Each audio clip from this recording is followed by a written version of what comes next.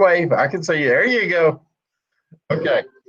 With that being said, do I have a motion to approve the agenda, or are there any pending modifications to the agenda that was presented in our board packet?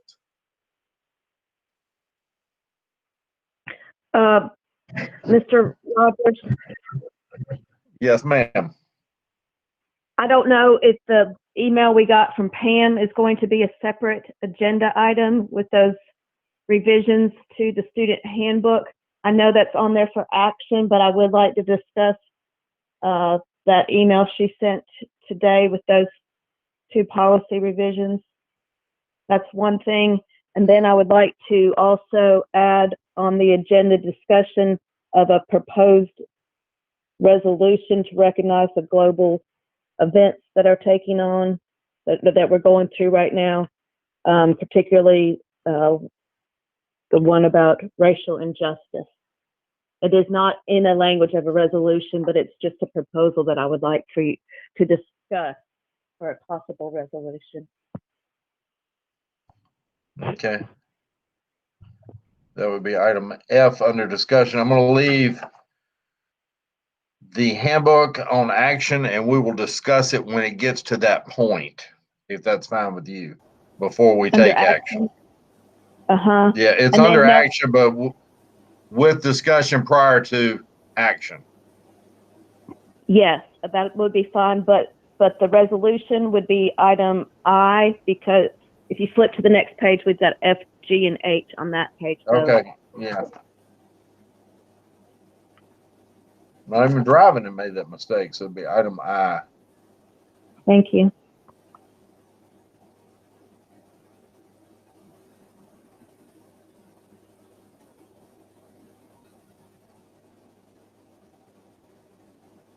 Okay. Do I have a motion to approve the amended agenda? Mr. Rogers, Katie Tedder, I move to approve the agenda as amended. Do I have a second? This is Pat Messick. I second. Okay. Ms. Knight, how do you vote? Aye. Ms. Messick, how do you vote? Aye. Ms. Tedder, how do you vote? Aye. All right, it's unanimous. Agenda has been approved. Time for public comments. Ms. Bolajak, Mr. Johnson, have we had anybody sign up to speak or present during public comment? No, sir, there are no public comments, and I'm here in the boardroom and there's no one present. Okay, thank you, Ms. Bolajak. So with that being said, we will move over to consent agenda approval of electronic regular session May 18 minutes. Need a motion to approve.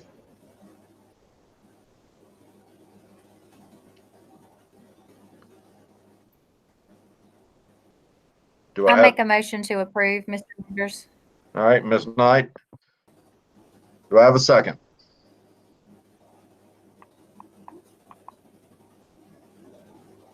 Mr. Rogers, I'll second. Katie Tedder. Okay, thank you, Ms. Tedder. Okay, Ms. Knight, I'm assuming you vote aye, but you must do so in person. Yes, Cheryl Knight, aye. Pat Messick. Aye. All right, Ms. Messick, Aye. Ms. Tedder, Aye. it's unanimous. We're discussion of John E. Sexton and Associates Incorporated contract. Good evening, board members. I have the next 2 items to share with you. The first is a contract between the Stokes County Board of Education and John E. Sexton and Associates. This is to provide services for the Stokes County schools. You have had this in your packet for review. Mr. Johnson, please be aware, Mr. Johnson has reviewed and approved this contract. This contract, just to give you some highlights real quick, it is for 21 hours per week as scheduled by the Exceptional Children's Program for the county. If you'll flip over to page 2, just some specifics regarding pay. The contractor, which is, we, the school district Board of Education, will pay the contractor $70 an hour, not to exceed 21 hours per week. There is some travel with this as well. We would be required to reimburse the contractor for travel within Stokes County at the current state rate. It is not to exceed $66,150 plus the travel. All the indemnity clauses are there. Contractor will provide professional liability insurance in the amounts provided, and it has been signed by John E. Sexton, the president of John E. Sexton Associates Incorporated. As I said, Mr. Johnson has reviewed and approved this. Are there any questions for this contract? And in full disclosure, I will say that this is the company that Ms. Collins's husband does work for. This is the only company in the state that provides these types of services, and Mr. Collins has worked in this capacity with our school district for several years. So, Ms. Knight, do you have any questions? No, sir. Ms. Messick? No, I don't have any questions. Thank you. Ms. Tatter? Who's going to have direct oversight of the contractor? Is that Ms. Mabe again this last year? yes, ma'am. If I'm not mistaken, due to the relationship, we will work to make sure that there is another line of supervision, if you will. And that is one reason that Dr. Rice asked that I be involved with these contracts this year, the presentation of these contracts. So we will work with that department to make sure there is oversight there. Yes, ma'am. Thank you. My question is, when does the current contract expire?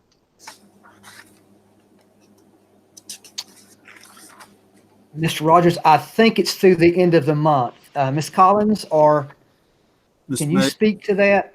Ms. Mabe is on the call too, I believe, but I'm June sorry. 30th, it is July 1st to June 30th. I believe that is correct. That's correct. June the 30th of this year. Okay. So my major question is, why are we just now getting the contract now for review? Mr. Rogers, we discussed that earlier today, and we asked those questions. The primary reason is these contracts really can't be put in place until the current school year is up, to know what services will be needed in regard to extended school year, the possibility of those items. So these really can't be finalized, if you will, until the school year itself has come to a conclusion. Then you have to get the contract, get it to Mr. Johnson for review and approval. That was the explanation that we discussed, or that was what was shared with us this morning. Dr. Rice, would you like to add more to that? No, so that covers it. We have to finish the first school year before we can project it into the next school year for what we need with those extended summer services. I will And add Mr. Rogers, I'm excuse sorry, me. go ahead, Ms. Mabe. Yeah, I will add that we did have revisions from Fred that we had to negotiate. So that did extend the time that we had to be able to present it. So we had to go back to the company and make a few minor changes with the contract. And Mr. Rogers, we did discuss the fact this morning that typically the concept of your meetings are that things are presented as a discussion item at one meeting and then brought back to you at the next meeting for action. And if you choose to do that tonight, that's entirely up to the board. But again, in full transparency, just want to make the board aware that if that happens, we could have some issues with extended school year services, or the services that may start right after the July the 1st with summer programming on that end. So just so the board is aware of that, if these are put off for action, we will make that work. But those are the only issues that could come up if action is postponed. But we understand your question, and we will work to make sure that and we discussed earlier today how we could figure out a way to push this back, if you will, to keep this from happening in the future. And we will continue to work to find a solution. Fred, do you have any suggestions on how to, because I mean, it hasn't been discussed, it's on discussion, now we're supposed to immediately move it to action, because if not, we won't have another meeting before then. Well, the initial contract, when it was set for review, was not scheduled to begin until August the 10th of 2020. The original contract presented by John Sexton was dated August the 20th. August the 10th. And I revised certain provisions of that contract and left the date blank on the one that I sent back. So has the date changed? This is not to be effective until the school year beginning, hopefully August 17, correct? In typical circumstances, that is correct, Mr. Johnson. And to be completely honest with you, this is for one type of services. The second contract that we're going to be discussing here in just a few minutes, once we complete this one, it may be more of an issue, because there are summer services associated with the second contract, if I'm not mistaken. Right. That is correct for Sexton. We had anticipated the services for them to start August 10th, so that we would have the week when teachers were returned would need to be included in that. But that August 10th was the date that with the Sexton contract that we expected it to start. My biggest concern is this states that the term of this contract will extend through June 10th, 2020 or 2021. What happens if we need services after June 10th? Was last year's contract, did it have that same verbiage to where it expired June 10th? Well, I'll let Cynthia respond to that. Well, I assume it is intended to expire with the last student day. So, Isn't that correct? That is Mr. typical, yes. Mr. Rogers, yes, ma'am. and Cynthia, correct me if I'm wrong. Mr. Collins' services are for the students with hearing difficulties that he comes in and adjusts their audiological equipment typically, and typically that's not a service that carries through the summertime, if that's what you're concerned about. Is that correct, Ms. May? Yeah, to my knowledge, we typically schedule for the school year. Of course, if we were to find out we had a student who would be receiving extended school year services that would need that would have to be considered at that time. As of right now, we do not have any for this summer. Of course, that could change for next summer, so that is a legitimate question. Okay. And I'm assuming our existing contract then, you're saying July 1st, but this one ended June 10th. Did the previous one, who's got the previous one?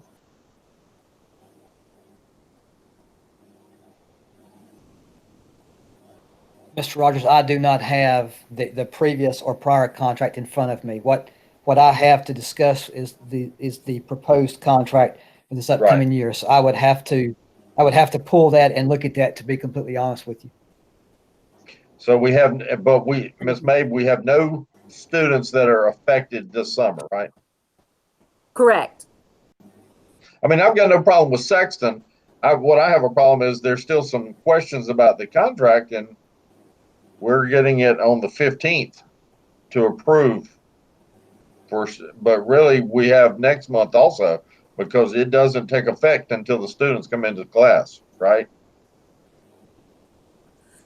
Actually, the proposed date was the August 10th date, that the teachers return. But yes, Right, we but would have another, the next month, correct, for this one. For Mr. section. Rogers, I think it's clear that we can hold this one. If you would like, if Okay. the board would like to push this one on back to your next meeting for action, clearly the dates will work. We can make that work. There is going to be more of an issue with the second contract. And if there are no other questions, I'll just share some highlights of that one, if that's okay. well, that's the second I do- item on the, you talking about Envision Services? Yes, sir. Okay, let's take them one at a time. It's at the board's discretion. So I'll run it through. Does anybody have a problem waiting until July to make sure this contract is in its entirety? Are we confident that June 10th will be our last day of school, potential day of school? Well, that's another thing that we have to factor in, Mr. Rogers. That's our anticipated date, but if we had a bad year of weather, anything's possible, but typically June the 10th is, I wouldn't envision our last day of school being much later than that, but it's possible. When you look at the I calendar would hope not, legislation, but yeah, when you look at the calendar legislation, June the 10th is the latest that we can go, but there are districts across the state have gone later because of weather, so it's possible. okay. So Ms. Knight, Mr. Rogers? Sorry, yes, Ms. Tedder. I can wait. Sorry. Okay. At this point, what I'm going to do is I'm going to open it up for a motion to move it to action. If nobody makes such a motion, it will perk until the next regular season session minute meeting in July, not the work session, but the regular session.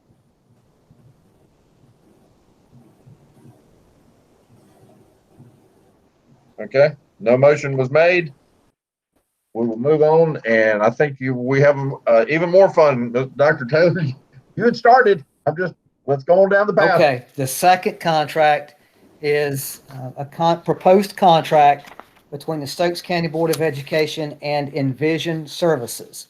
This company provides services for our visually impaired students, and they also provide orientation and mobility services. This proposed contract is in a total amount of up to $61,000. You have this as well for your review.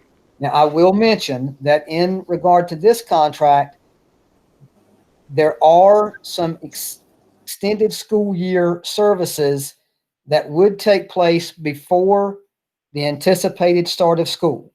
And I will let Ms. May speak to that in specifics if you would like for her to do that. But we have also been made aware that this contract provides visually impaired services and orientation and mobility. We have been notified by this contractor that they do not at this time have a teacher under contract for the visually impaired students. They've had so many requests for services that they basically have exceeded the caseload of the person they currently have on staff. They are seeking a teacher. We actually have posted a position on our website as well. We would not have to pay for those services unless those services are rendered. But there is some orientation and mobility work that is supposed to be done this summer for extended school year. Ms. May, would you like to speak to those specifics? Yes, primarily it is one student who has extended school year services that she would have a detrimental loss of what she is doing to gain her abilities with the orientation and mobility, and also with Braille. Those things she needs to have instruction over the summer to maintain those and not to regress. Okay, so to that, Unlike the first contract, this contract would involve services prior to the anticipated start date of August the 17th.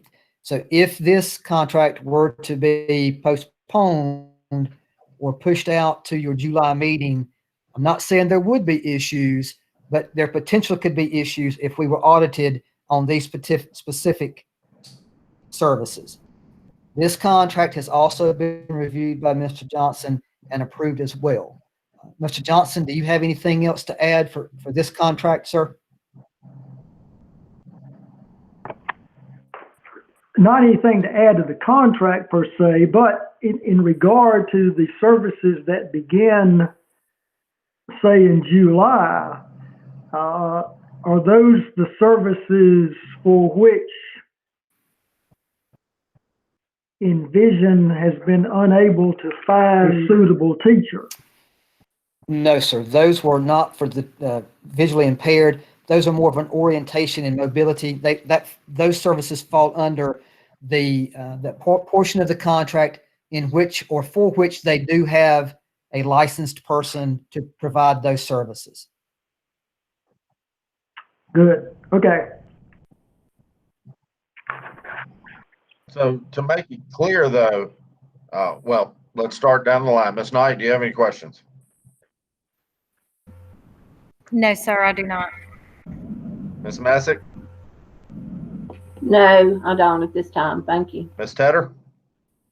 Yes, Ms. Mabe, you said it was just for one student? Yes. Okay, we've had this position posted pretty much consistently for, we sort of like keep this on there, don't we? Yes, we do every year try to find employee positions rather than have to contract. Right. So the student that I know that has had services, a student from West Stokes, they don't need these types of services over the summer, like this other student you were talking about? To my knowledge, we have only one student that is showing extended school year needs. Okay. And then an additional question about these contracts in general. If they don't provide the services, like maybe the first contract didn't provide services since we've been out of school, have we still been billed on these? Is the contract written as such that even if services aren't provided, we have to pay? No, we do not have to pay if they cannot find the suitable teacher.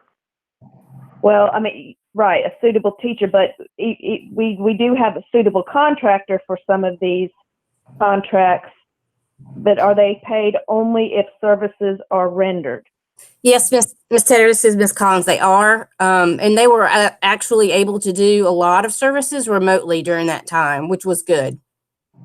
Okay, and you're not talking about just that first contract. You're talking about any of the special needs contracts that we have. Yes, ma'am. Okay. And Ms. Tedder, just to answer your question in the simplest form, I do think they're only paid for services rendered. Okay. All right. That's what I was getting at too. Thank you very much. Okay. I'm good now.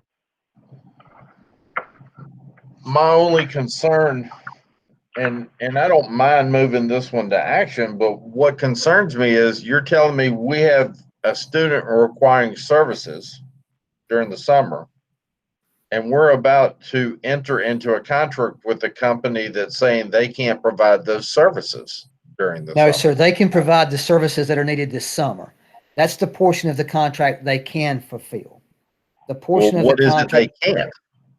The visually impaired, the orientation, the portion, and Miss Maber, Miss Collins can speak to this differently, but from what I understand, they can provide the services that we need. They do have someone under contract ready to provide those services. the teacher of the visually impaired students, that is a position that would not start until school starts back. That's the position right now that they do not have someone to fill or provide the services for. Okay, Yeah, Mr. Rogers, they have a teacher and an O&M specialist for the summer. It's just when the Okay. school year starts, we have an O&M specialist, but no VI teacher right now for August. okay. So board, at this point, we'll take a motion to move that to action if you so deem necessary. Mr. Rogers, I make a motion to move this contract to action. We don't want to have a lapse in this student's services. And I'll second that. Cheryl Knight, Mr. Rogers. All right, Ms. Knight, I'm assuming you vote yay, but let's do it anyway. Cheryl Knight, aye. Ms. Messick, Ms. Tedder?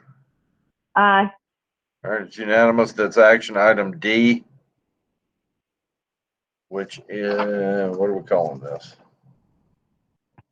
TVI bid, TVI contract. Vision services contract.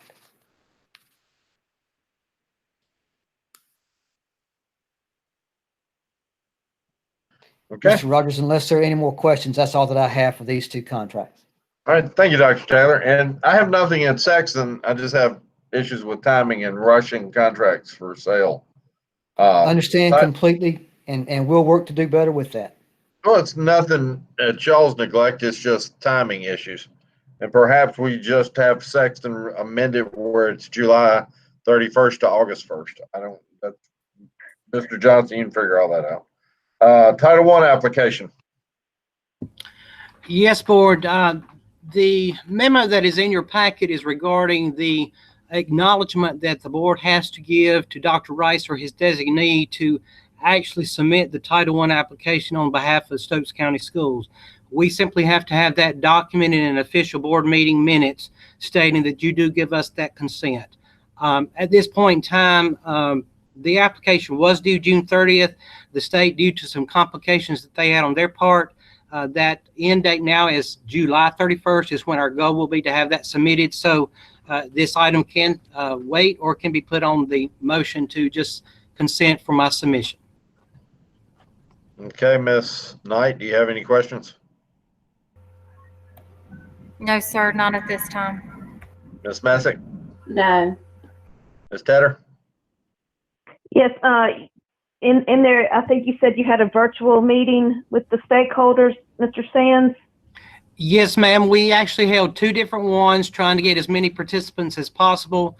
We had a total of 40 people to participate from all levels, principal, teachers, as well as parents. So we had some good participation. The actual survey regarding our discussions will close today. We had approximately 35 people to respond to that.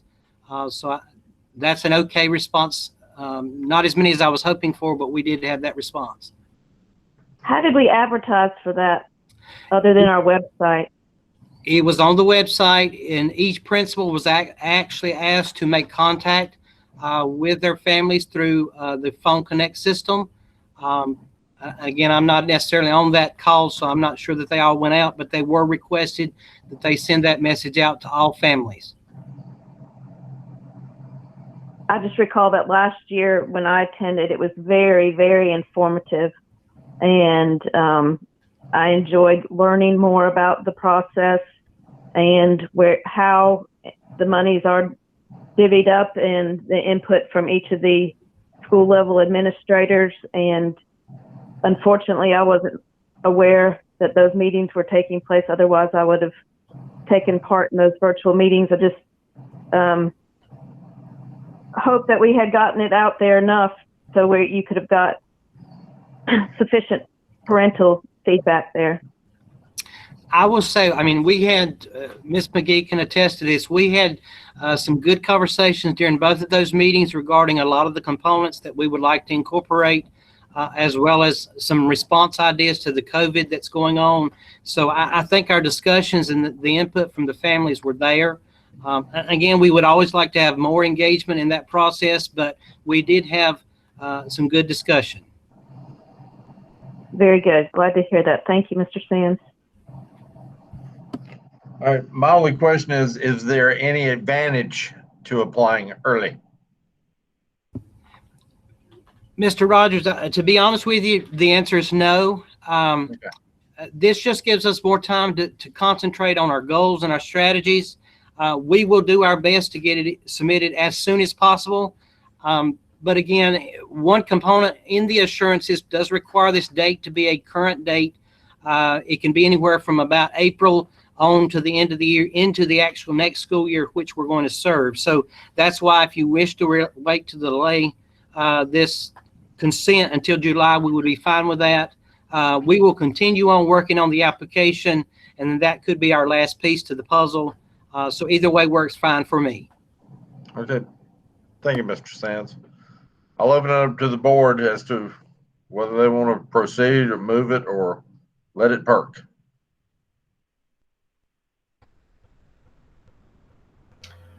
I don't see any reason to delay this. You have to have the Title I process, and so this is Pat Bessick.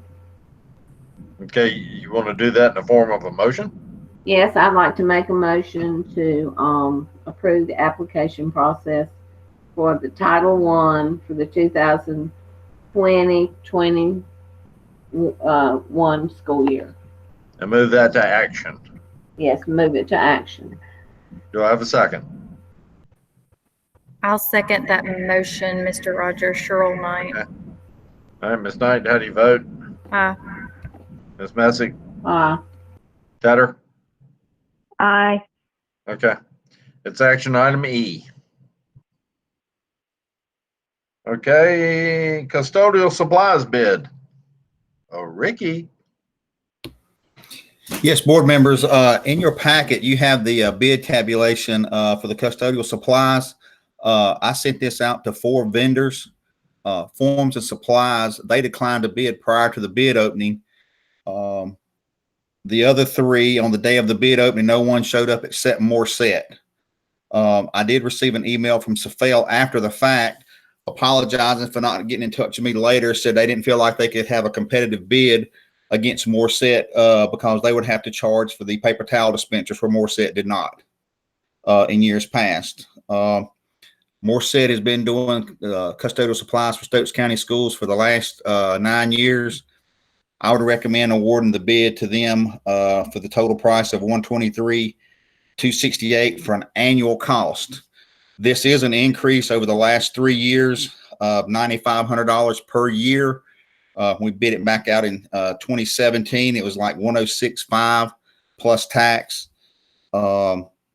This would be for a 3-year contract. We've always bid this out in a 3-year contract because we will be getting new paper towel dispensers this year put up in all our schools. So the total bid would come to $369,805. Are there any questions? Ms. Knight? You answered my question, Ricky, and that was going to be how much of an increase have we seen compared to the last time it was bid out? Okay, thank you. Thank you. Ms. Messick? The other bidder, Ricky, that was late in getting his in, did he ever have a contract beforehand? Yes, the 4 I sent it to, Safale, prior to Morset getting this 9 years ago, Safale was our vendor who supplied our custodial supplies. Image Supply, they actually bid it 3 years ago, but didn't get the bid. I went back and looked, we only received 2 bids 3 years ago. And then Forms Supply, that's a new company that reached out to me. We purchased some items from it and we would also bid the custodials, but they kind of into furniture, kind of office supplies, they own a little bit of everything. That's the 4 that I sent it to. Okay, thank you. Ms. Tedder? A couple of questions. Are we switching to paper towels and getting rid of the air dryers now as a result of COVID issues, Ricky? No, we'll still be using paper towels where paper towels were, but if we had hand dryers, we'll still use those in those locations as well. Okay. And is this contract just for standard cleaning supplies like we've had? Does it include any COVID cleaning supplies? Are they able to do that? If so, how are they with that? This is just for our standard custodial supplies they use every day, the paper products, trash cans, disinfectants, wax, things of that nature. The COVID supplies, I did check in on that from this vendor, and they're not able to get those at this point. They said everything that they would get was kind of going to the front line of the hospitals and stuff. They're hoping some of that's going to come on board later on, but they don't offer it at this point.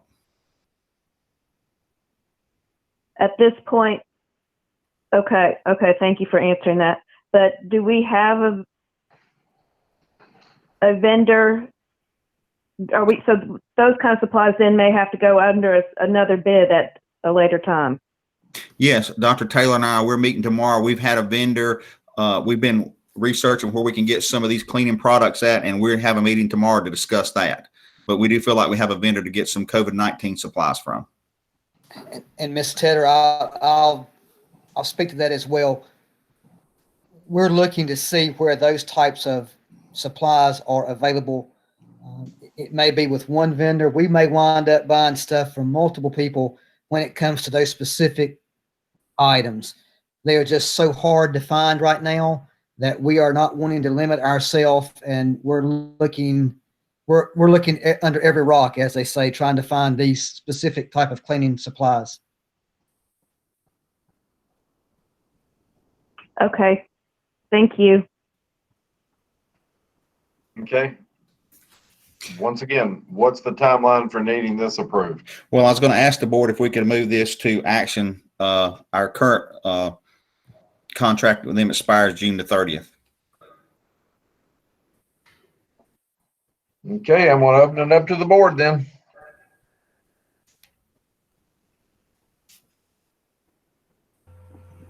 I'll make a motion, Mr. Roger Sherrill Knight, to move this to action. Do I have a second? Second, Pat Messick. All those, can't do that. Ms. Knight, Aye. Ms. Messick, Better. Aye. Okay. All right, it is item F.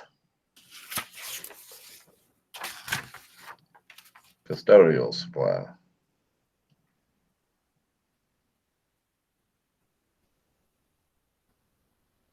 Okay, grease trap. Yes, board members, you should also have in your packet a bid tabulation for the septic grease trap pumping. You can see the list of vendors there that we send that to every year. I would recommend this go to action tonight and also award it to Riddle Septic. Riddle Septic, they had the bid this year. Their bid this year was $61,400, so this would be a savings of $11,770. His bid this year is $49,630. Ms. Knight, any questions? No, sir. Ms. Messick? No.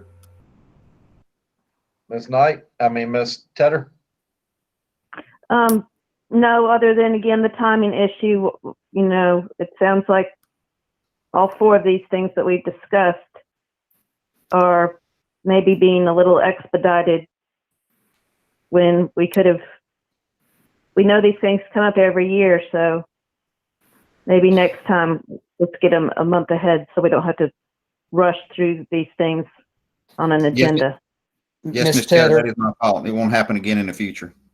I was going to say, Ms. Tedder and other board members, Mr. Goins and I have talked, and we'll continue to talk, and anything that we can bring to you earlier, we'll try to get it to you as quick as we can, okay? Thank you. And I'm going to echo those sentiments. And Ricky, I know you're doing everything you can, and it's not I'm trying to be hard. It's just we need thorough time to make sure we're making the right decisions, especially with the budget crunch we're under.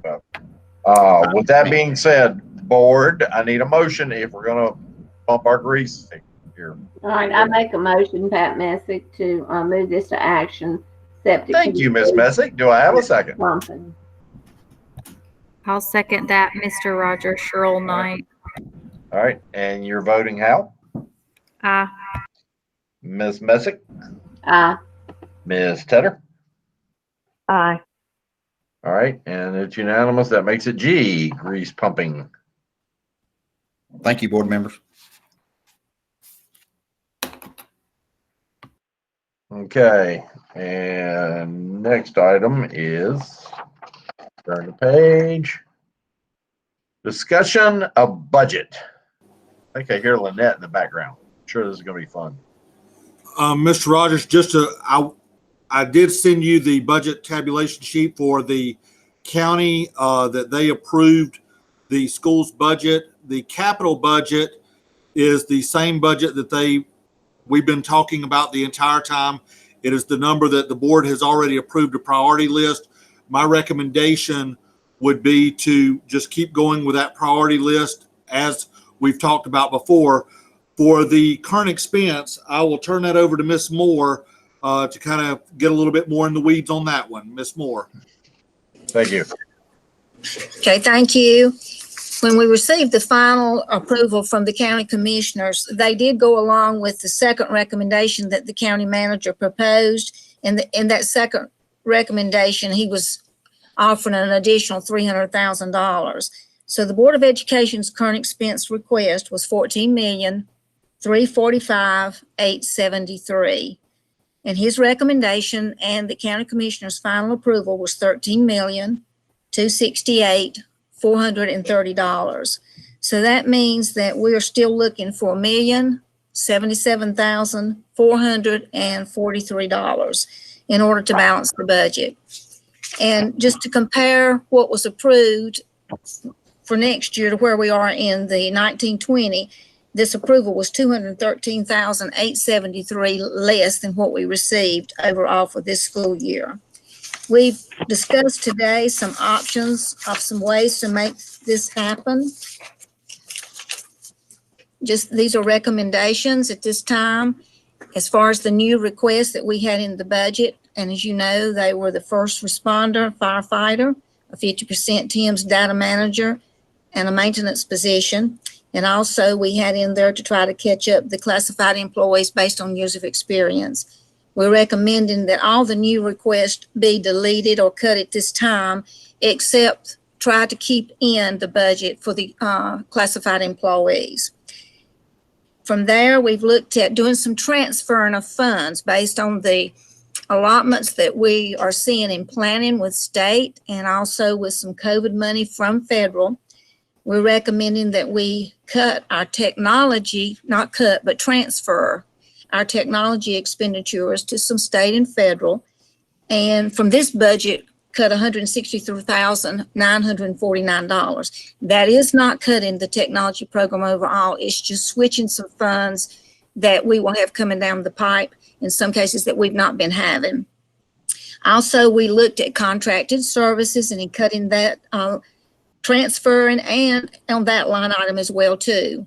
And we have some carryover in at-risk funding, which is state funding. And we're looking at offsetting some contracted services with our resource officers, again, not cutting the program, but just switching the funding. And we're looking at the $290,666. This would still leave the matching for the small grant that we get in local, but this would just be transferring it to a different fund source. Then we looked at utilities, recommending a $75,000 cut overall. We had increased electrical 7%, and we'd figured our fuel oil at $2.50 per gallon. So we're just estimating maybe we can do a cut there. And then on operations overall there on the yellow bus, we had increased that. So we're looking at now cutting $100,000 back in that line item. The remaining portion, we would be short $350,000. And in order to make it balance, we would recommend appropriating fund balance to make this budget balance to come up with our cut of $1,077,443. This would leave everything else intact at this time. I'm open for any questions, and I know Dr. Rice would be as well. All right, Ms. Knight.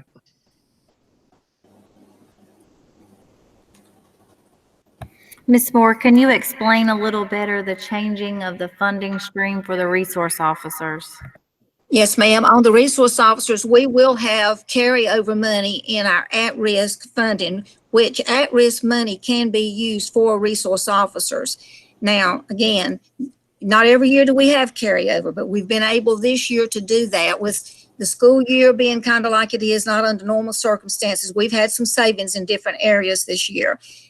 Resource officers would be only one expenditure that would come out of those pots of money. But it's just switching fund source at this time to make it balance, not cutting the program at all. What is the total amount right now in carryover in the at-risk funding? You should have close to the 296.66 carryover to cover your resource officer transfer. We are not have not finalized everything at this time. We're still trying to get closed out, but I think we'll be very close to that figure. In years past, what other items come out of at-risk funding? Like what other programs are covered or? In your at-risk funding, we use that for our Meadowbrook Academy, but all the salaries come out of those allotments that we receive there. We also have used it for like our, what I call the Connect Ed, our way of communicating with parents. We've used it for remediation. We've used it for staff development. We've used it for summer school. It varies from year to year on some of those things, just depending on the availability of funding. And we have used it in the past for resource officers. Okay, thank you, Ms. Moore. Ms. Messick. Will you be sending us some copies of all the stuff that you've just talked about? Yes, ma'am. We've just received the information and worked on it, actually, Dr. Rice and myself today, so that's why it was not in your packet. So, yes, ma'am, I have something worked up that you all can review and see. Okay. And so you did say that everything that we have proposed to maybe try to keep would be able, we would have to eliminate that except the money for the employees. As far as your new request, yes, ma'am. Okay. All right. Thank you. Ms. Tedder. Okay, so we didn't, there's nothing I missed. All that you just talked about, we will get a copy of, because I was wondering, did I miss an email? No, ma'am. Nothing was sent to you. I've just finalized this late this afternoon. Okay. So you will get a copy of the information. And I know it's hard to follow talking over a computer and not have something in front of you, and I apologize for that, but it's just the timing of the thing when we received our information. Sure. Okay. Well, this is sad to me regarding not being able to fund those positions that we'd asked for, because since we only sent over just a fair few that we wanted overall. And especially upset about not being able to fund the firefighter program and public safety program. Let me ask Mr. Rose this. Mr. Rose, if we go back to school even at the beginning as a online platform only, do you feel that program would have attendance, and what do you think the success of that would be for that program? Does it need to be more of a hands-on? Of course, more hands-on would always be useful, but what are your feelings if we did have the funding? How successful would it be virtually? I do see that program the same way I see our automotive and our construction programs, and that, it's extremely hands-on. You can't replicate that experience online, in my opinion. The way that we had drawn this up to be half a year, we would be holding out until the spring. It would give us additional time to promote numbers in the fall. But again, just looking at the uncertainty of these times, it is just too tough to predict what kind of situation we're going to be in as far as doing the instruction in person. But it's Right. definitely a class that needs to be face-to-face, hands-on, in-person instruction.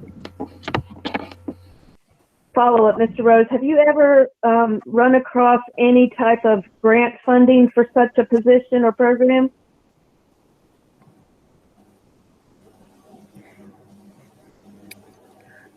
I have not. I have been talking to some of the other CTE directors within our region and around the state in regards to, how they do their funding.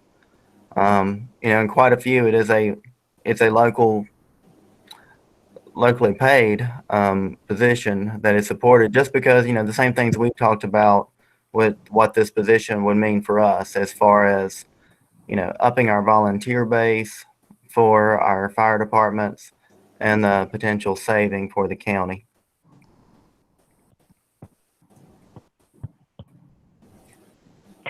I know tough decisions have got to be made. It's just sad all over. This one I was really hoping would be able to get kick-started this year. Well, and I will say I will continue to have contact with Forsyth Tech and look for what options may present itself there. There are community colleges that are running this. We just do not have the pathway as of yet. I know that right now everyone's just trying to figure out what remote learning is going to look like, which classes will be online, how we're going to operate in the fall. But as some of that dust settles, I feel like I can have a couple conversations with the personnel over at Forsyth Tech and see if we can't maybe make some gains on what we could do as a partnership. Okay. I appreciate you looking into that. And thank you all for your hard work on this, Lynette. Thank you so much. I know you've looked at every crack and corner to find the monies, and I'm just hopeful that we can do for our current employees and give them the pay increase that they deserve. So thank you for looking after them first and foremost.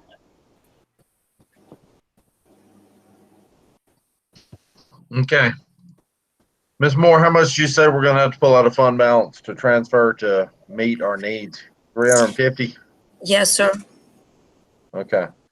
That lady's not dead completely on the firefighter. Now we just need to go back to the drawing board and see if we can get into industry involvement or community involvement. Mr. Rose, you said that you were looking at starting this in January, correct? Yes, sir. How much do you need in January to do it for half a year? Well, I mean, I think we had allotted 70,000 for that was annually. Yes, so half of that, 35,000 for the public safety portion. There's not really a cost to that, and we can use our carpentry and building supply money there to build the prop shop to prepare for the firefighter classes in fall of 2021. But that's 75,000 if we hire a full-time instructor in January, correct? Where I know you had said part-time, which eliminates healthcare and benefits. Well, no, with that, it would be starting them full-time in January. So for this school year, we would only be paying for the 5 months. So where 70,000 would be everything, this would be 35,000, but they would still start with full benefits in January. Okay. We had in the budget $37,341 for half of the year as our estimated cost. You said that real fast. 37 what? 341. 341, and that would include the salary and the benefits for 5 months. Beginning now and run until January? Or is that for the first year? That would start in January and go through the end of the year, and then that would be a full-time position for the full year for 2021, 2022. Okay. So what is our startup cost to get it till January? To start in January. To start in January. So you had your initial and firm plan is not to start in the fall with this class. Everything originates in January, correct? Yes, sir. Okay. So we just had to find $37,000 in community involvement money. It's a big bake sale. Okay. Ms. Moore, just for, you know, if you would repeat again what the total current expense budget would be with that we're recommending tonight. The total amount of the final approved current expense budget, am I understanding your question? The total amount that we're recommending that the board approve. Our total approval that we're aiming for, based on what the county commissioners approved, was the $13,268,430. That's $13,268,430.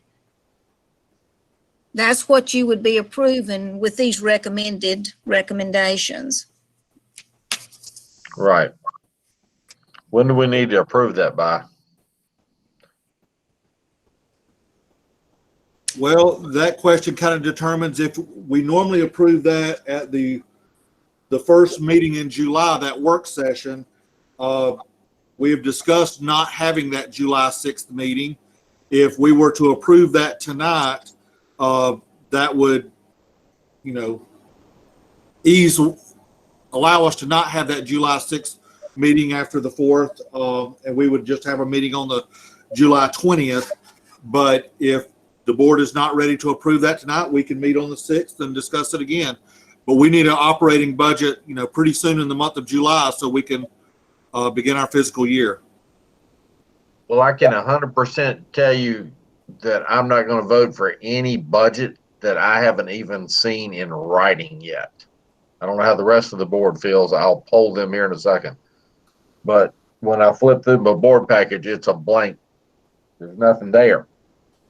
If y'all were still working on it as of today, so to try to approve a $13 million budget that we have not physically seen yet, that would be pushing me a little bit harder. But hey, it's just me.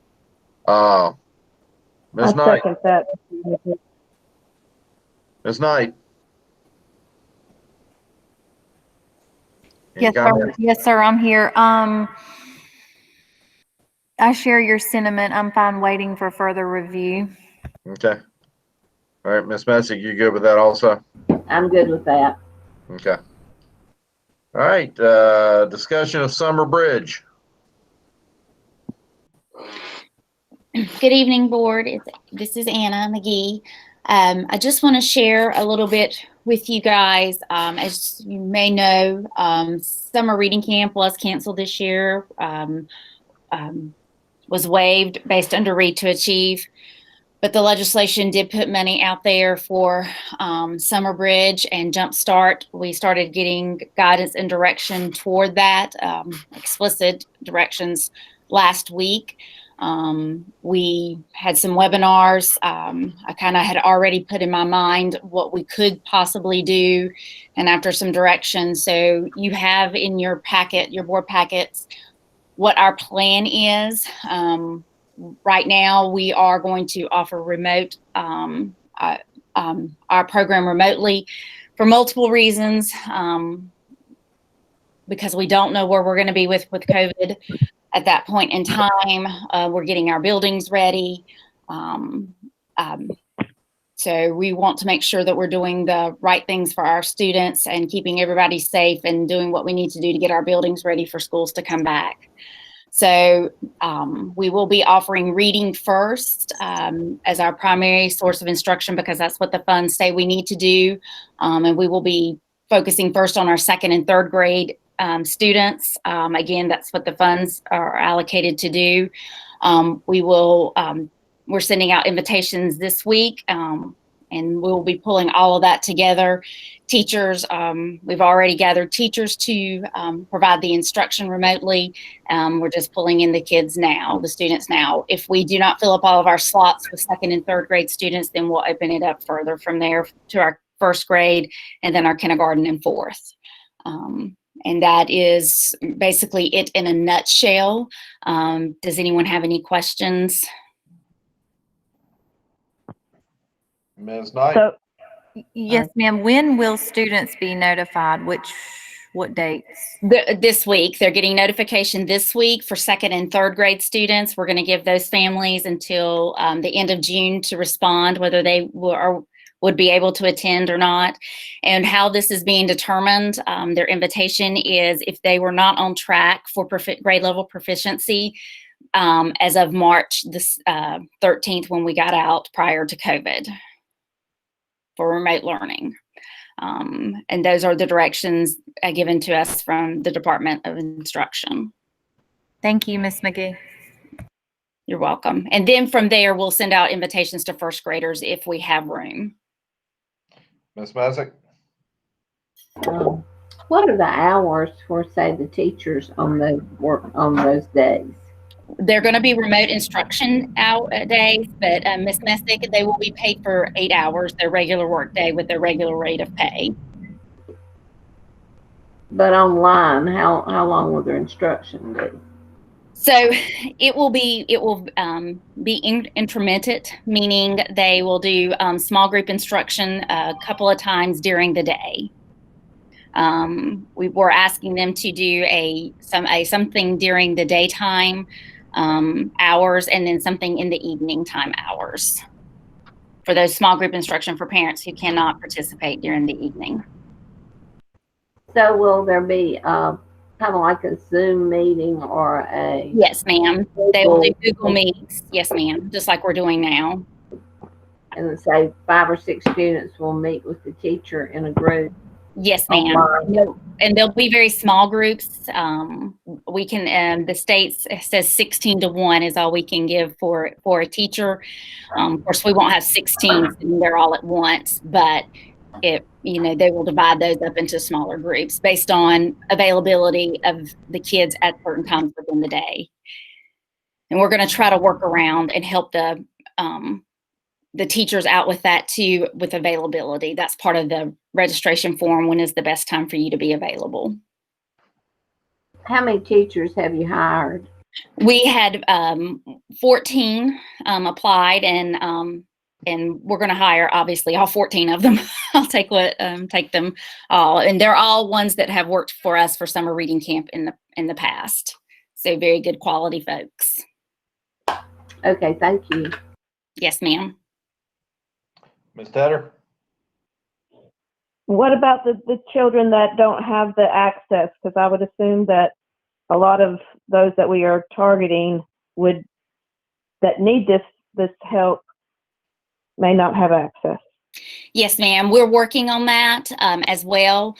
We are going to provide resources for them. I've kind of been brainstorming that, and we are going to provide resource packets for them. This is only a 2-week piece, but we still want to make sure that we get information out to them if the parents want that. Part of the funding that we have is for parental support. So we'll want to get things out to them. We're also, just like you're calling in right now for the Google meetings, we're going to see how we can work that out so the kids could call in for their Google meetings for the small group instruction. So we're trying to work around and problem solve around that to get the supports in for those students. So far, the ones that have filled out the application have been that has not seemed to be an issue other than needing a Chromebook. And we're going to work that with their homeschool with their principals. Okay, thank you. Yes, ma'am. Yeah. So what are you needing from us? Nothing, this was just for your information. Okay. Nothing as of tonight. All right, thank you, Ms. McGee. It sounds like an excellent thing. COVID-19 update. Hello, board members. This is Doug Rose. I just wanted to share a little bit with you about the survey. As you know, we reached out to the families that we are serving. with a survey to get their feedback on a few things. We wanted to find out how remote learning had gone for them, what their level of comfort was in returning to school, and then just to see if they might be interested in online learning again. I was real pleased with the number of folks who responded.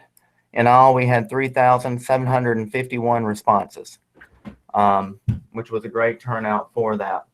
As far as our families that are not comfortable returning to school at this time, that was 20.7%, or 778 families. And looking at that, the majority, large majority, I broke those folks out and looked at if they would want to have a virtual option, and it was overwhelmingly yes. The other thing that I did with the survey results is I have broken them out by school, so we can see who all is not, what the numbers are at each grade level for each school, to help us in planning what our virtual options might look like for these families. And that will also help us to sort of determine if we need to look at a regional option, a school-based option, and how we're going to serve those families moving forward. The other piece of information I received was how satisfied they were with the level of instruction that they received. And then I gave the families a short answer to put in, what worked well or what their recommendations were. So once I get this completely broken out by school, I'm going to get those results together and share those with our principals. So the survey really will work twofold for us. It gives us the numbers that we need to do our planning process, and then it gives us information on how our remote learning went, so that we can work with our principals and see, what things did not go well for families and remedy that, and refine our remote learning to make it better for the families that we are serving. So I'm excited to break that down and get that information out to our families, to our teachers, so that they can see what we can improve. Overwhelmingly, one piece of information that we had was that we needed more of the face-to-face, more Google Meet options. So as Ms. McGee and I are working on remote plans, we're setting guidelines for the frequency of those, and we're going to share those with our principals and get their feedback, and do a better job moving forward. So do you all have any questions in regards to the survey, as far as just my initial breakdown? Ms. Knight?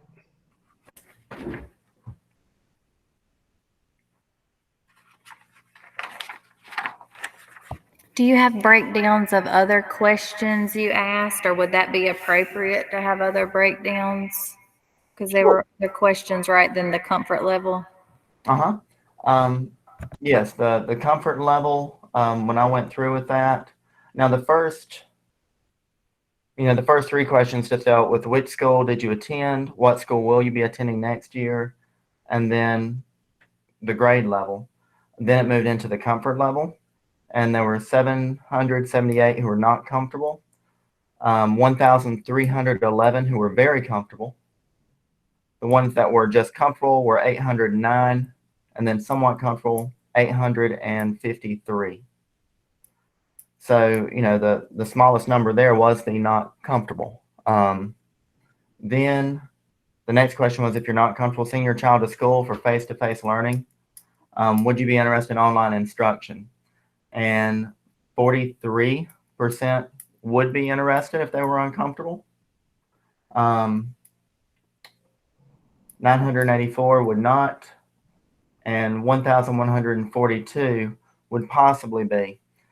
This is a little bit misleading, because the folks who filled out, they were completely comfortable, still answered this question. So in a follow-up survey, as we move closer, I would like to go ahead and just have that as an optional question the next time, so that if you were uncomfortable and only uncomfortable, then answer that question. Ms. Knight, when I broke that out, the vast majority of those who said they were not comfortable wanted the online option. That would have been well over 90% when I was pulling those out. I didn't calculate that directly, but it was real clear as I was going through the numbers. The no's were very sparse on that question. The next question was, our family has internet access. That was 95.1% that said yes, but I know that's misleading with this being an online survey. There were 183 people who went ahead and filled it out that they did not have the access at home. And then the next question was, how satisfied have you been with your child's distant learning education during school closure? 51.3 were satisfied. 19.5 were very satisfied. 21% were dissatisfied, and 8% were very dissatisfied. And then the next question was the one about, how could your experience of distance learning have been improved? So that is where I'll pull out the individual results and separate those by school and get those comments so our principals have access and we can discuss those too. Yes, sir. Thank you. This helps. You're welcome. Ms. Messick? Well, Mr. Rose, you just did a great job reviewing this survey, and so at this time I don't have any questions. Thank you. Thank you. Senator? So did you say the majority said that first question you reviewed, the majority were not comfortable at this time sending their student back to school? No, it's the question reads, Stokes County School System follows all the state and county hygiene guidelines. What's your comfort level with your child learning August 17th? And only 20.7% of the families surveyed were not comfortable with their child coming back to school August 17th. As far as somewhat comfortable, that was 22.7. The largest piece of this pie was 35%. And that was the families who were very comfortable. Okay. And we had some discussion about sending this out not just to our current population, but to homeschoolers too. And I will let you know. Let me pull that real quickly. I jotted down these numbers. Give me just a moment, because I did have a handful of homeschool, private school, and charter school students and their families to fill this out. Okay. Let me get there. Well, I just know you said you were I thought I recalled you said you were going to do something with that. So when you share this data with the principals, could you share it with us as well? I can. That would be helpful. Thank you. Sure. You're welcome. Okay, I mean, if that's it, Ms. Tedder, I mean, I'm thoroughly impressed. Is the plan to potentially offer online education? Is that where we're going as an alternative? Well, as we're looking at, the remote plan, and I know you all have seen the guides that are out there, we're going to have to be, it sounds like, ready to be very fluid in what we are offering. We're going to have a plan A, B, and C already. Right. But, I think this is an opportunity to certainly examine this, put it in place. I think the stage has been set with what we went through in the spring, but I certainly would open, that discussion for Dr. Rice's input there. This survey was just a way for us to sort of figure out how many would be interested in that option, and how big would this virtual option be. I believe the survey results have shown that there is a need for it. Now we have to figure out how to pull it off, because there isn't the large pockets at any one school that would necessarily necessitate taking a teacher from a classroom to put into just doing a virtual learning class. But there may be opportunities that we can do where we've got to figure it out. We believe the results are showing us we need to be ready to offer full-time virtual instruction for a smaller group in the fall, but now we know the numbers. Now we got to strategize how to pull that off effectively. But I anticipate having a virtual option in the fall. The only reason the main thing I would like to see is if we are planning on trying to pull off a virtual learning academy, that needs to be publicized, preached, broadcast from the mountaintop to potentially allow those that we're not currently serving a pathway into Stokes County schools, i.e. the homeschoolers or those that have chosen to go alternative paths, whether it be charter school or Millennium Academy or whatever. So that's where I would suggest we heavily divest ourselves in advertisement. And I agree with you. Not divest. Yeah, I agree with you on that point.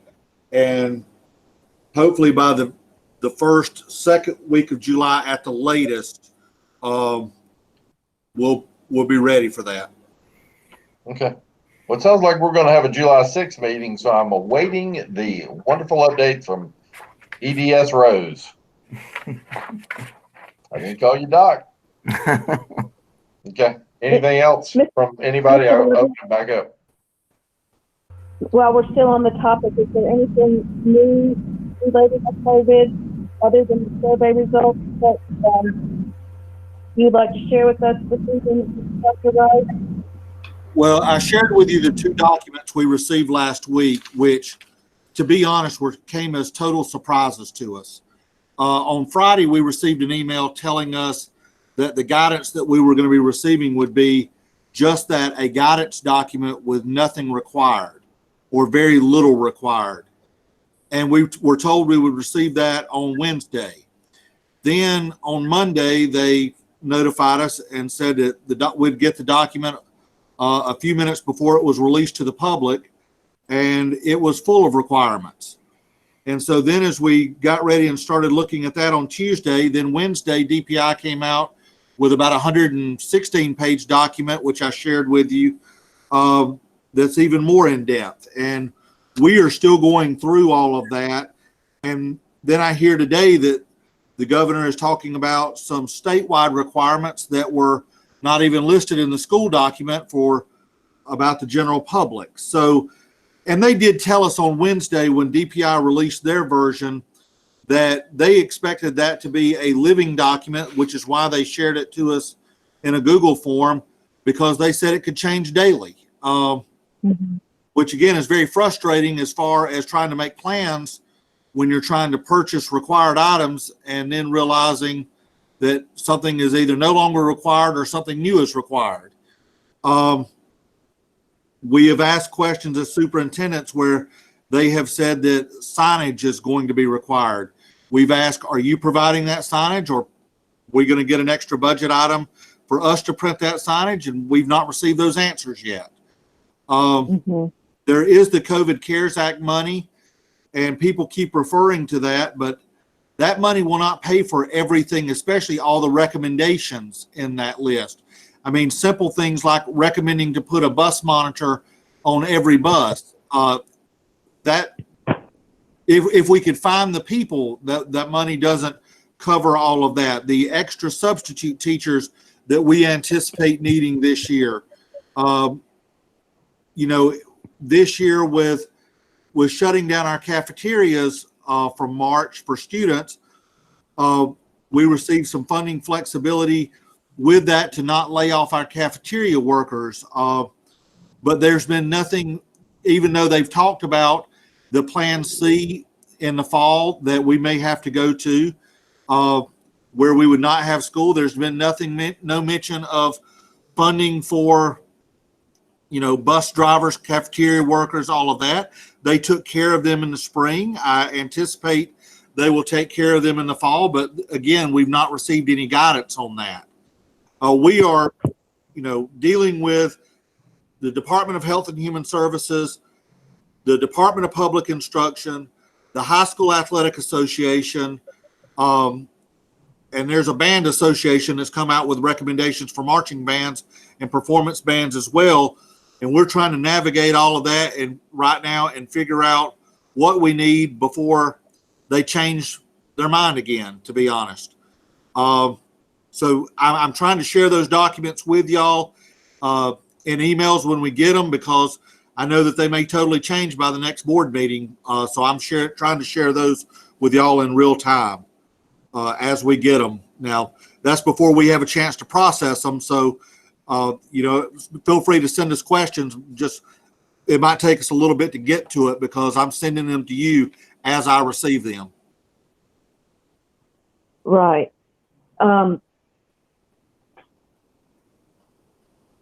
Yes, I know those documents are it's just overwhelming to read those guidelines, recommendations, requirements, all that. And sadly, our numbers in North Carolina are not looking very good. They are looking like they are declining, or we're not going in the right direction. And so that worries me for our students and what may or may not come in the fall. So thank you for keeping us updated as soon as you do get those. And I'm sure we all do keep in mind that is very fluid, and we watch those updates from the governor's office and DPI as well. You touched on something too there that I had a question about, was the athletics. In that one document that you sent out about athletics, you said something about on the 15th, the high schools were going to start discussing things and how to train the athletes and all that. And toward the end of the document, you said that middle schools may start doing this. And that was a little concerning how that was worded. If middle schools are going to be having their athletic program, they need to be just as trained and aware as our high school. So can you address that a little bit, please? Yes, ma'am. The high schools' summer workouts are very important and crucial to high schools. And the High School Athletic Association actually said that they could begin summer workouts today. But our coaches didn't want, we met with principals and athletic directors on Wednesday last week. I think the High School Athletic Association sent out their document on Monday. We met with them Wednesday morning, and they asked that they not start on Monday just full bore. They felt they needed a chance to talk to their athletes about what the requirements were going to be for the workouts. They needed to get some extra, cleaning measures in place, make sure that their coaches were trained in those areas, their athletes were trained in those areas before they just had a bunch of kids show up today. So they asked to use the next couple of weeks to train their coaches, to train their athletes, and then have their athletes come back June 6th or July 6th and start their workouts that day. When we talked to the middle school athletic directors and principals, they said that their summer work was very minimal anyway, and that they wanted to wait until August 1st. For one, they may have looser requirements at that point, but they did not want to rush, and because they've done some 7-on-7 football in the past in the summer. They've done some sports sporadically, have done things, but on the whole, they had not had full summer workout programs. But there were cases where, they may want to have a meet the coach night. They may want to have a thing where coaches met with the players outside, social distancing, to talk about things that they could do on their own until August 1st to get in shape. So they were looking at possibly having some meetings, but not actually starting their workouts during that time period. But when they come out for workouts, yes, our coaches will know the current rules that we're under at that time, and we will communicate that to our student athletes as well. Okay, that clears that up. Thank you very much for that. All right, any other questions? I'd like to make a comment. Mr. Rose, I really would appreciate it if you would send out that survey, the results of it. I think that would be interesting for the board to be able to read those. Okay. I can share that. Ms. Knight, now that you're on video, do you have anything? No, sir, not at this time. Thank you. Okay. Thank you, Dr. Rice. One final thing, Ms. Tedder said that the numbers were not looking good. Let me share just a little bit of good numbers. I did ask the health department on June 8th, how many of the COVID cases that we have had were of school-age children? And up until June 8th, it was 5. There was one 9-year-old, one 16-year-old, two 17-year-olds, and one 18-year-old.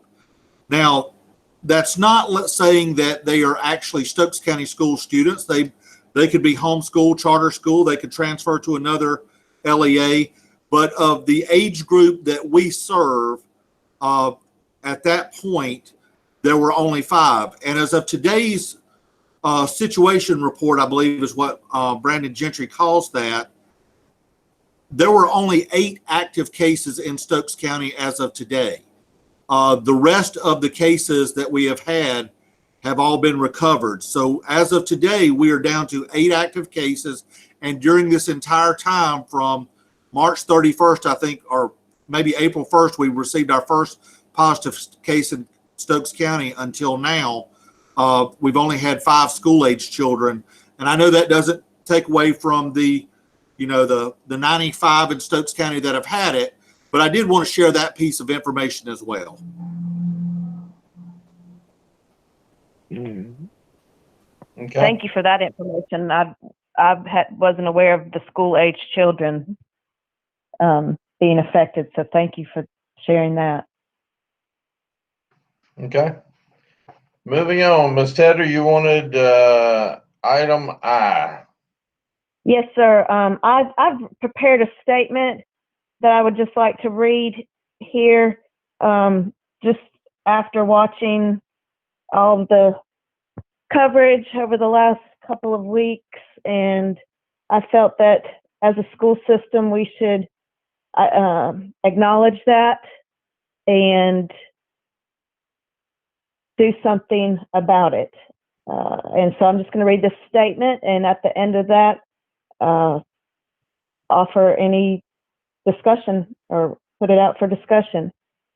So Okay. let me first start by saying thank you to the organizers and supporters of the recent peaceful protests held in our county over the last couple of weeks. The King event was organized in part by West Stokes High School alum, Miss Megan Green. I personally know this young woman and could not be more proud of her for being so brave to do so. While I did not attend, I saw photos and footage of the event and recognized many of the protesters. Many young adults and products of Stokes County schools were not afraid to go out in the midst of a global health pandemic and support a cause they are obviously passionate about. My heart is filled with pride for simply knowing these fine young people. As a former teacher, I paid attention to how our students interact with each other. For the most part, I'm happy to say that they embrace their differences and respect each other and have made a culture of inclusion as opposed to one that is divided.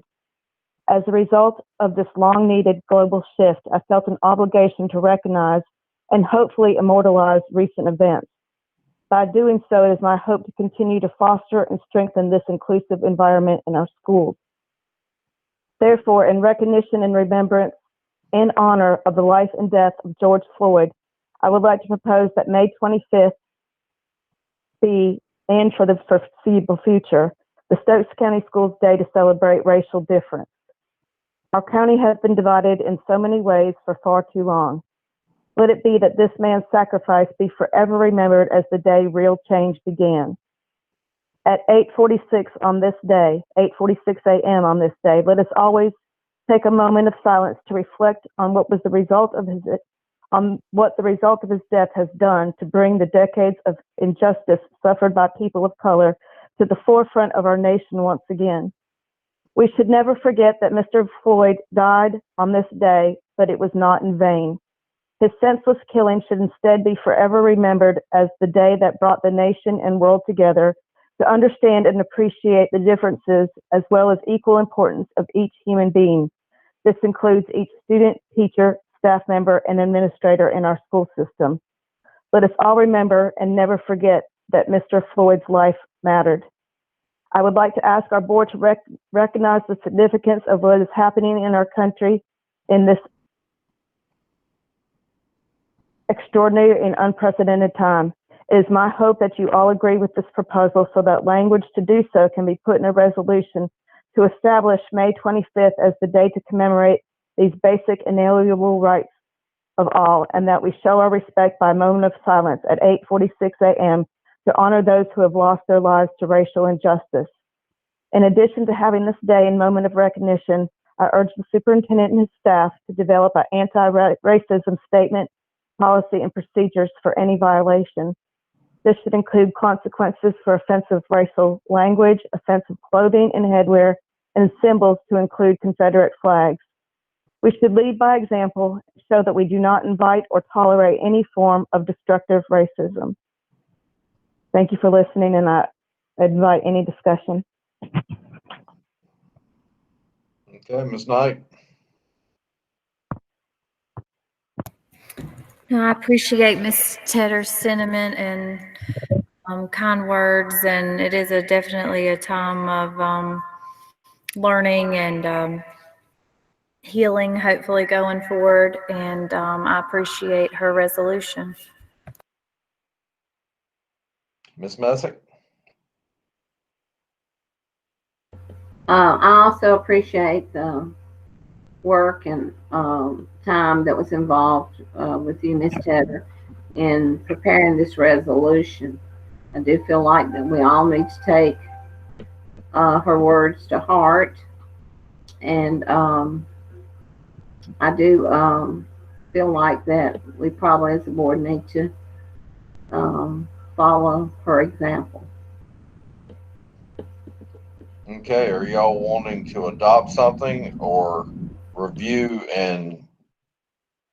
the verbiage and then potentially adopt something from there? I didn't put it in the formal resolution type language because I'm not, I haven't done that before. But I have done that one other time, but I used a very good template for following that. But I didn't find any such template for something like this, and so I would have to reach out to Fred for advice and on how to go forward with that. Can we work on it at our next work session and let Fred review it in the meantime, or compose it? Or do you I'm have going it to email. Go ahead. I'm sorry. I'll email it all to you all right now, including you, Mr. Johnson. And then if Mr. Johnson could maybe, or if there's any staff member there who's used to writing such resolutions, anybody who would like to give a stab at doing that, more than welcome to attempt doing that. I just need some help with that. So I'm emailing that to everyone right now. Okay. Okay. Yeah, I mean, I'd like to look at your verbiage before anything is adopted from the board. Plus, we need to review it in relationship to other policies that we have, or what our verbiage is on racism as bullying or anything. Well, it's sort of two parts here. One part is a resolution to recognize the events and for May 25th at 8:46 to be that day and time of moment of silence. But then the other would be for the superintendent to develop some kind of statement for the county and policies and procedures for any type of behavior should it come up.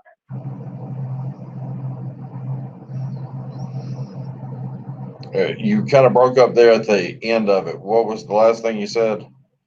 Okay, I don't think we have any clear statement on policy on the issue. We touch on it through some various things in the discipline portion of our policies, but nothing specific to this. So I know that they want to get the handbook approved and get this out, and if we can do this in time before printing would be great. If not, it would have to be in addition to the handbook before school starts. Okay. We'll take it under review then for each, and I encourage each individual member to review it and come up with thoughts at the next board meeting or at the work session. Dr. Okay. Rice, so you think you guys could get together some statement and policy, Dr. Rice? I've seen a couple other school districts in North Carolina who have done such a thing so far.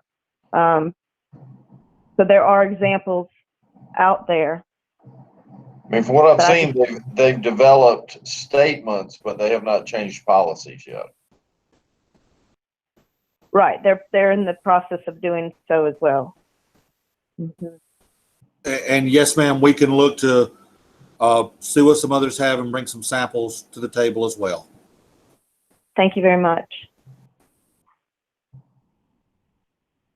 Okay, moving on to action. Approval of the CTE local application.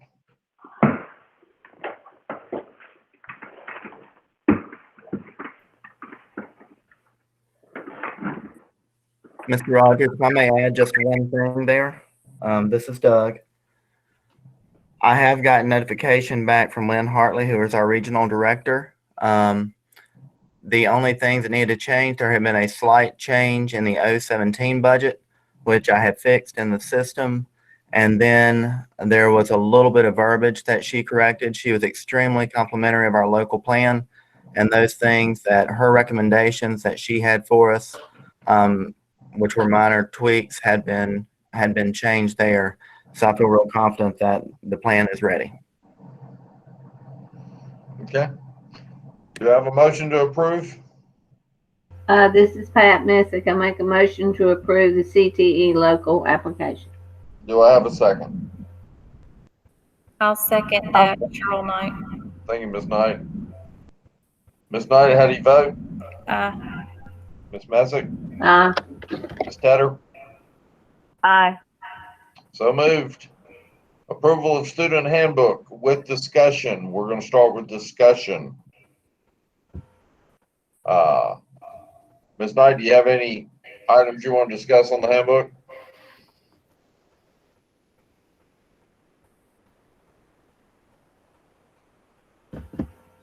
What had we decided on the elementary Chromebook insurance fee? We may have hit on that briefly last time.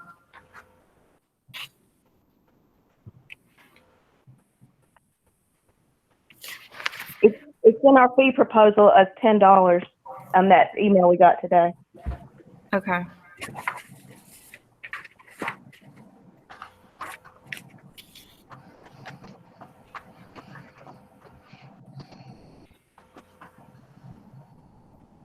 That would be it, Mr. Rogers. Okay, Ms. Messick? I'm fine with those fee adjustments. Okay, Ms. Tedder? Okay, so the technology policy that we got, Yes, ma'am. we did, it says pre-K now for Chromebooks. We had not discussed pre-K before. Had we? I don't think so. I think this one is for responsible use, using them within the yearbooks, all of those details too. So it's more than just the Chromebooks in this one. Oh, I'm sorry. You're right. I'm sorry. That's the pre-K. Yeah, I understand that now. Okay. And then the fees one. And let me just say a little bit about that one. School Cash Online. There is a fee for that program. And that's where the adjustments would come in with that. I went and looked, and basically, I know that our schools that are using this really do like it. It simplifies things. It plays nice with the finance system in that when these parents go ahead and pay the fees, it deposits directly into the school accounts. And Ms. Moore, if I'm saying anything wrong, please do correct me. With the adjustment though, on the fees there, I know there are other districts within North Carolina that I have some pretty good contacts with Davidson, Cumberland, and Pitt County who have adopted that. I would be happy to research with them to see how they may have adjusted their fees. When I first look at this, three things come to mind. Either we leave the fee as it is and we end up absorbing the processing fee. We write the fee as it is and then put the processing fee separately beside of it, or we list it as it is in blue on this form. So if the board would like for me to, I can take and do a little further research on how some of the other districts are doing this and come back to you at the work session. That would still give us time to get the printing done for the handbooks. And you all are welcome to, to hold this one item out for time's sake if you would like to, approve the other portions and hold on to the fee part for me to get you more information.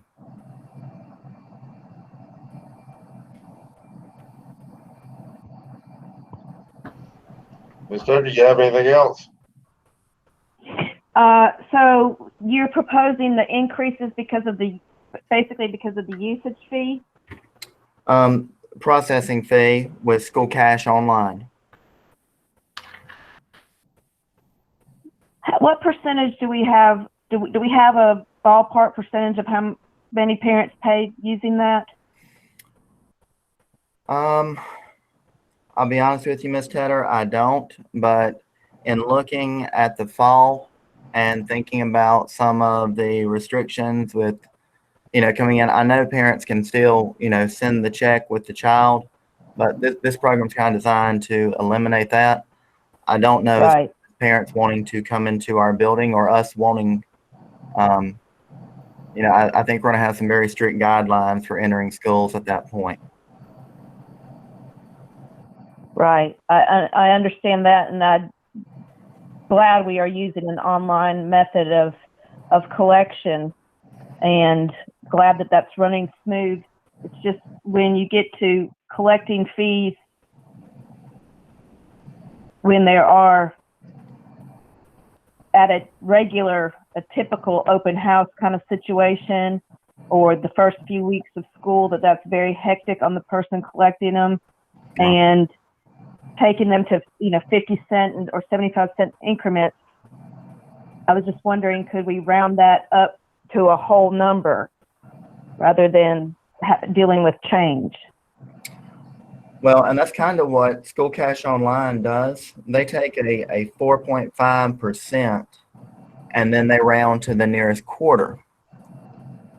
And when you think about the credit card fee,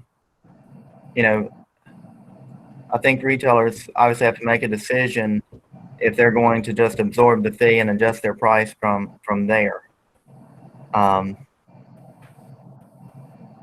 So it does round, but it just does to the nearest quarter.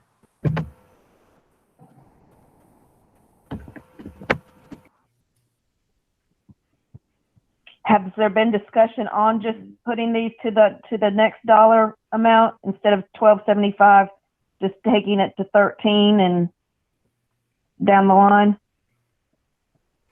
And are we facing, I mean, are we just doing this for the fee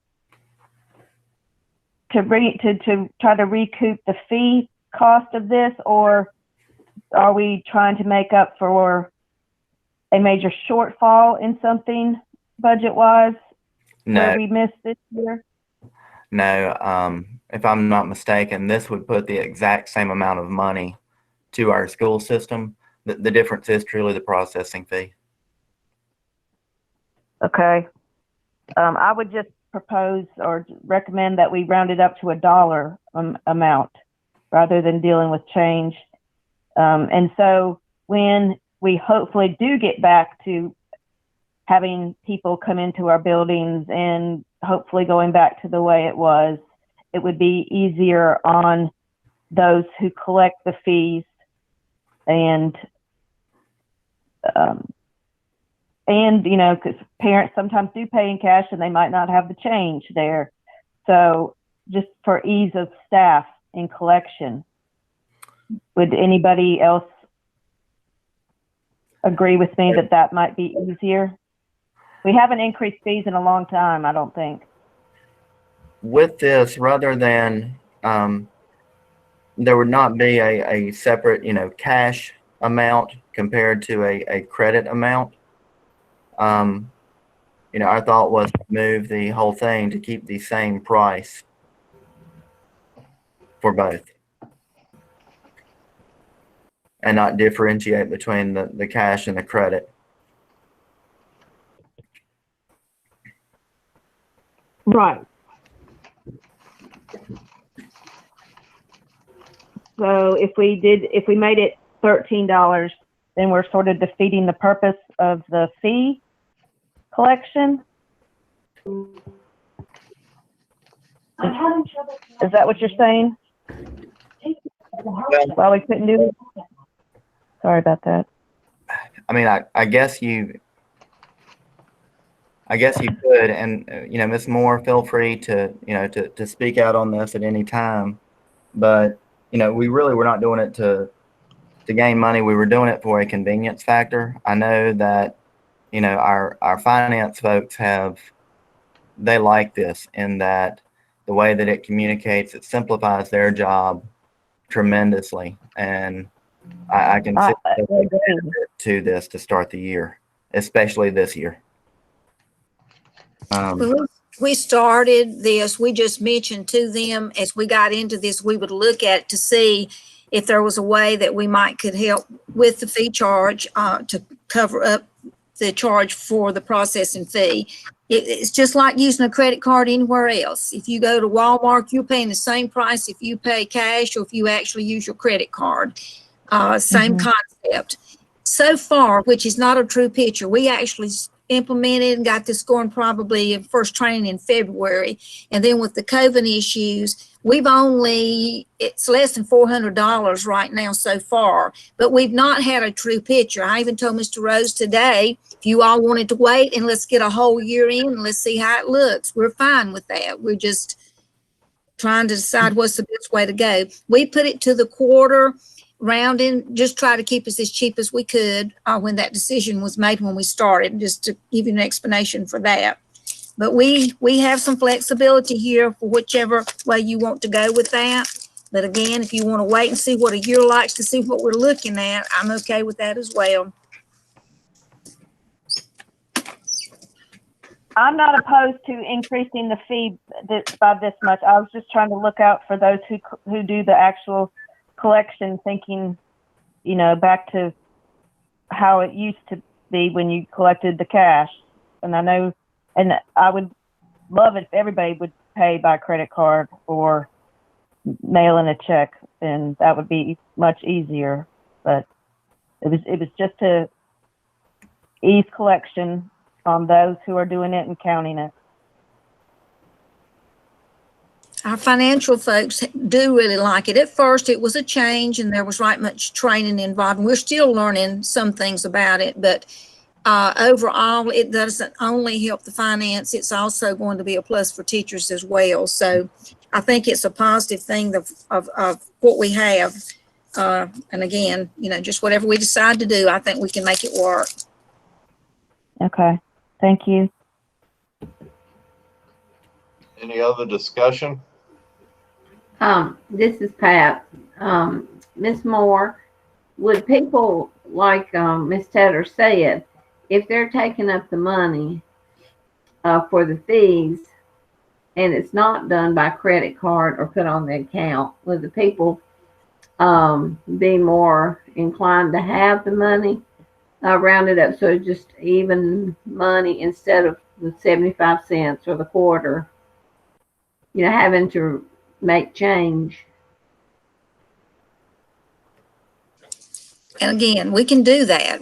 When we made our decision, we were trying to go and for the change to be the cheapest that we could. And that was just a recommendation from the company and us starting out to try to promote it and to get it started with in the very beginning here.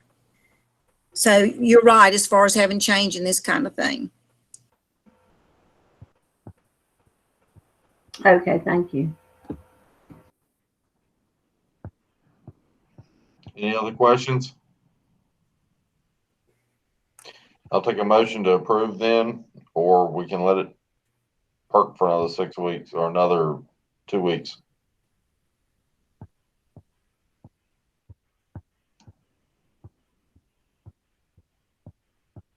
Okay, with no motion, then we'll put it back on action for the next one then.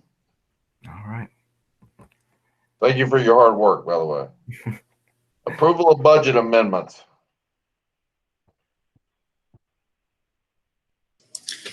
You have a federal budget amendment number 7 in your packet. This is actually increasing our federal allotments by $13,393.90. School Nutrition actually applied for a grant for a combo oven steamer, and the $13,393.90 was granted for that. And also, we are just doing some code transfers here at year end to make our budget balance with the way the schools have expended their money.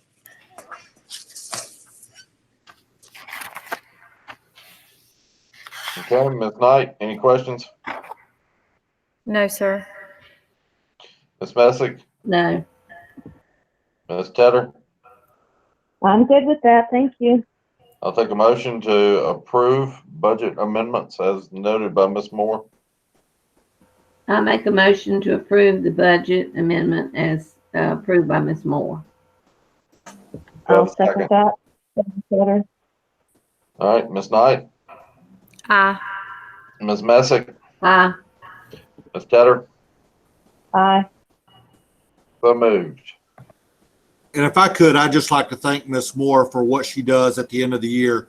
She gives the board the most flexibility with our dollars. And in a time when money is tight, it's absolutely amazing to watch her work to try to squeeze every cent out of our budget to give us the most flexibility possible. And I just want to say thank you publicly to her. 100% agree with that, and thank you so much for acknowledging her. And I know she is a miracle worker, and we would be lost without you, Ms. Moore. I appreciate it, but that's the fun part of the job. Well, That's fun to you? You need a hobby. that's what makes her great at her job, because she feels like it's fun.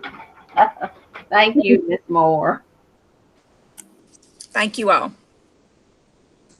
Okay. All right, moving on, the Vision Services contract.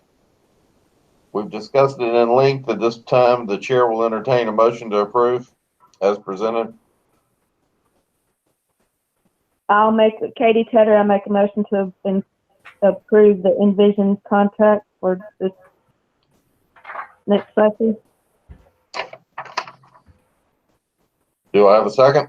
I second Pat Messick. Thank you, Ms. Messick. Thank you, Ms. Tedder. Ms. Knight, I vote aye. Ms. Messick, Aye. Ms. Tedder, Aye. so moved. Need a motion to approve the Title I application as presented by the wonderful and always professional Mr. Sands. I make a motion to approve the Title I application. Thank you, Ms. Knight. Do I have a second? I second Pat Messick. Ms. Knight, Aye. Ms. Messick, Aye. Ms. Tedder, Aye. so moved. Custodial supplies, the board will entertain a motion to approve the custodial supplies as presented by Mr. Goins. I make a motion to approve the custodial supplies, recommended by Mr. Gold and Pat Messick. Thank you, Ms. Messick. Do I have a second? I will second that, Katie Tedder. Thank you, Ms. Tedder. Ms. Knight, Aye. Ms. Messick, Aye. Ms. Tedder, Aye. unanimous again. It's a dirty job, but somebody's got to pump our grease, and I think Mr. Goins has recommended Riddle Septic. Do I have a motion to approve that contract? I make that motion, Mr. Rogers, to approve. Okay, do I have a second? I second Pat Messick. Thank you, Ms. Messick. Ms. Knight, Aye. Messick, Aye. Tedder, Aye. Rogers approves also, so all of them were unanimous, Pam, so I just moved on with that vote, and I figure we're good either way. Information announcements. Yes, sir, Mr. Rogers. You have in your packet, unless the board decides to do a special called meeting in lieu of your work session on July the 6th, your next scheduled meeting is scheduled for July the 6th at 8:30 a.m. If your desire is to do something different before the end of the fiscal year, if you'll let us know, we'll work and make sure that's advertised and we'll share that information. Your next regular scheduled regular session meeting, is July the 20th at 6 p.m. You also have on there an event on September the 21st.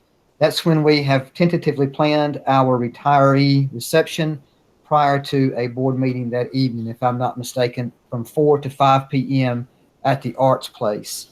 You also have in your packet the 8th month PMR, and you have the updated calendars. That's all the information and announcements we have, unless you have any questions. Okay. We will maintain the July 6th work session due to the fact that we don't have a budget resolution in front of us. So we'll all be back on the 6th. Those that wish to join remotely can. I strongly encourage those that can in person so that we can look at everything in its entirety. At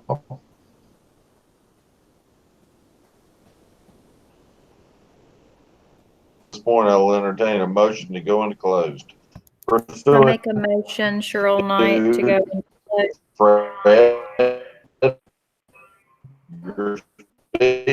Mr. Chairman, the motion is under General Statutes 143, 318.11, subsections A1, A3, and A6, to consider matters required by state or federal law to be discussed in confidence, for discussions with the board's attorney to preserve the attorney-client privilege, and to consider the qualifications or performance of a prospective or current employee of the Board of Education.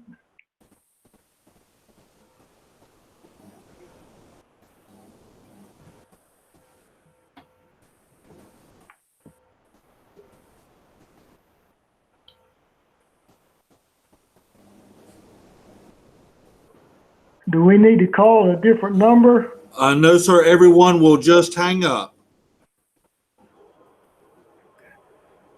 Other than Is Mr. Rogers still with us? Is Mr. Rogers still with us? Yeah, I can't hear Mike.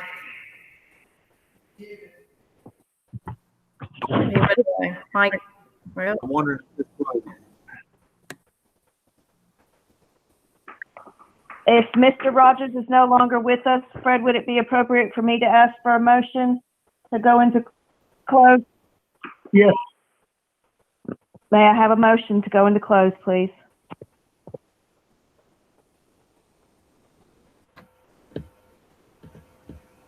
Ms. Knight, I believe I you thought were the saying sheriff, Your I mic thought muted. Cheryl Mont made the motion to go into close. Did you, Cheryl?